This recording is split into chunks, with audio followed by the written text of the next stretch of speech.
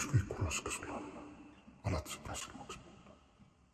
Lihtsalt ole vahelduseks ka normaalne inimene.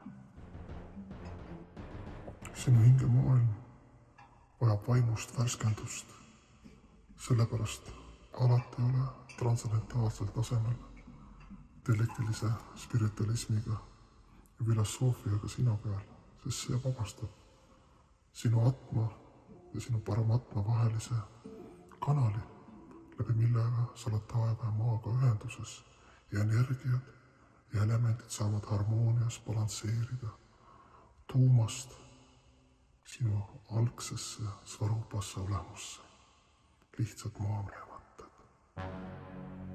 Sina oledki kõik lahutamatu osake, iseendast armasta ja kallista end, kummarda enda ees. Sinust piisab iseendale.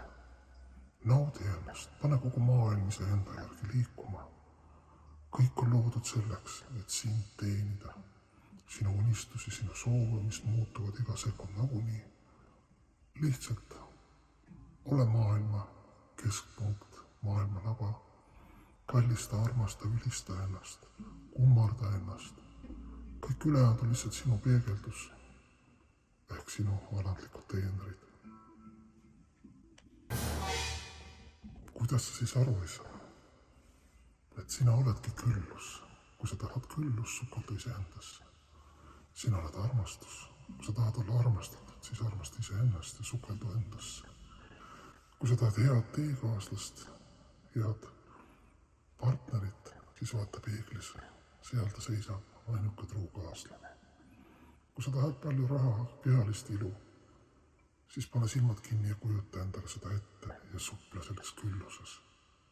Need aforismid viivad sind välja iga sekund kõigist ja kõigest.